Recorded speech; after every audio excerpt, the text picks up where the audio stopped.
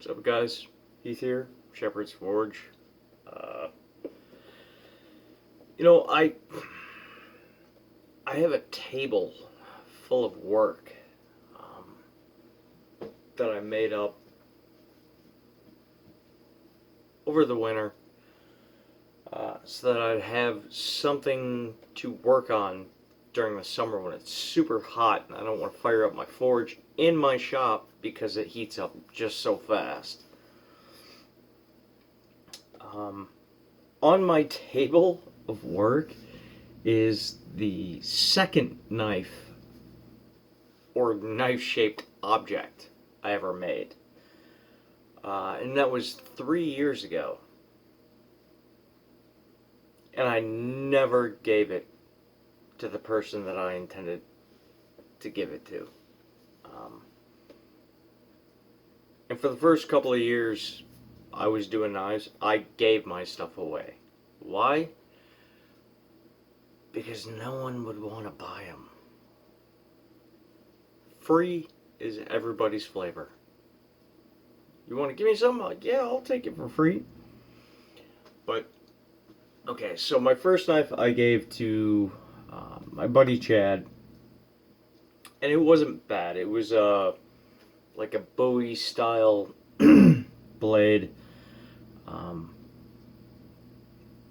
It wasn't horrible, but it was a knife shaped object. If you dig deep enough back into my videos, you will see this. I actually etched diamond into that blade. We're looking at G10 hand scales, stainless steel pins. This thing is absolute friggin' junk compared to what I make now. When I first got started, I was into, I'm gonna make these big choppers, and blah blah blah. Yeah, the big choppers, they don't sell. You want to make them for a buddy? That's cool, but does he live in Bolivia? Chopping through a jungle? These things, they're worthless. They're wall hangers, at best. Make things that people want to buy. In fact, I had it in my head that I was actually going to try to save this thing. So I had Steve actually. This was again a year ago. Steve's a great knife maker.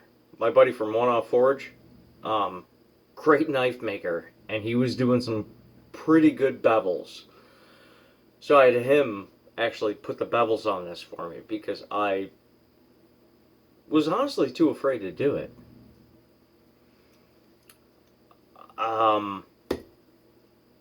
So I mean, he did the bevels. I don't even remember how I did the heat treat on this. I think I did this in my bonfire. I think I stuck a tube in the center of my bonfire, and I got these. I welded great big old lengths of steel onto a pair of pliers so that I could work the steel in and out of the tube.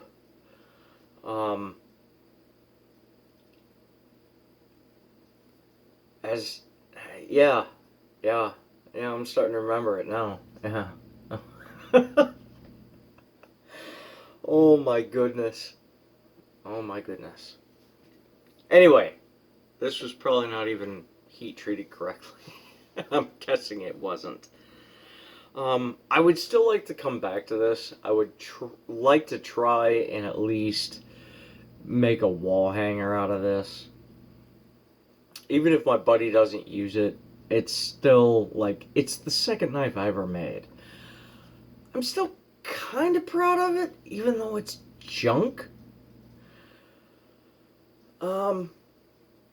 But at some point, I'll come back to this. The whole point of this video is that everything takes time. To learn a skill, to learn anything takes time.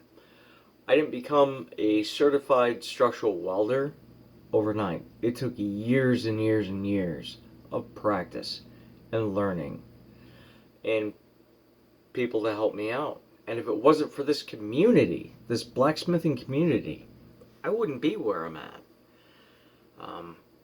The blacksmithing community helped me out. I learned from them. So for you knife makers out there, you gotta start small, start simple, and do things that use the tools that you have. Okay, if you're limited in tools and what you have, say you got a 1x30 grinder, you need to be making small knives. Flat out, I don't care what kind of knives they are, but they're going to be small and they're going to take you a little bit of time to do. That's just it. And keep in mind, everything costs money. Your billets of steel, your abrasives, your etching fluid, if you're doing Damascus or, rock tumbling, your steel, whatever. It doesn't matter. Everything costs money. So you got to keep all of that in mind. As a business person, you need to itemize all of your costs and then compare that to what it takes for you to make a knife. And if you're coming out short, you need to rethink things. That's just the way it is. Knife making is not cheap. But you can't sell your blades for a ton of money if you're just starting out because you suck. If you're just starting out, you're in your first or second year, give your blades away. Give them away. Give them to friends and family.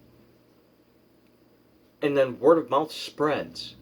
Oh, well, that's really cool. That's really cool. I like that. Do you think he'd make me one? Then your buddy comes back and says, hey man, he's willing to buy one. And every time you make a new knife, you get better. But you have to put in the time and give away your work first. You cannot go from crawling to flying like that. It's not going to work. It doesn't happen. I didn't sell a single knife until my third year. I'm in my third year of blade making. I made this my first year. This thing is absolutely horrible. I look at it and I'm horrified. It's a knife-shaped object. That's all it is. And there might be some saving it. I don't know. And I made that for my best friend, and I refused to give it to him because I knew it was absolute crap. You have to know when your work is not any good. That's a hard pill to swallow. You have to know when your work is not any good.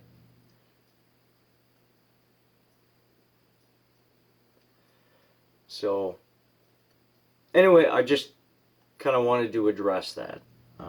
There's a business aspect to this knife making. There is an artistic aspect to this knife making. You gotta know the line between I love what I do and I'd like to make money at some point, but I'm not good enough, so I'm just going to give my work away and then hopefully generate a little bit of notoriety. Oh man, he gave me this, man. This is a pretty cool knife. And then there's, I'm good enough, I could probably start selling stuff. You know, there's that fine line. You have to know when you've crossed it. And like, I'm friends with some really amazing blade makers. Dave McConnell is one of them. Dave Evader Knives is another. They're amazing blade makers. Oh my goodness. And I have knives from both of them. Oh yeah, yeah. When another knife maker buys something from you, you know you're good. So keep that in mind as well. Because, yeah. In fact, I've bought several blades from Dave at Evader Knives. He's that good. But you gotta stay kind of grounded and humble in your abilities as they are at the moment. Don't expect to just make money out the gate. In fact, if your goal is to make a ton of money right out the gate, you should pretty much just give up blacksmithing or bladesmithing for that matter, because it's not going to happen. You're not going to make a ton of money. If you break down what you spend in materials, time, and then what you sell that knife for, you will be sadly mistaken as to how much you will actually profit. And that's just a fact. Unless you figure out a way to do things way faster than anyone else out there, that's just a simple fact. We don't do this because we make a ton of money. We do it because we love it. It's in our hearts, in our soul. It's a burn in our belly. So there's that. So, from Heath here at Shepherd's Forge, wish you all a good night. Tomorrow, you'll probably see me in One Off Forge, doing something fun. Have a good night, guys.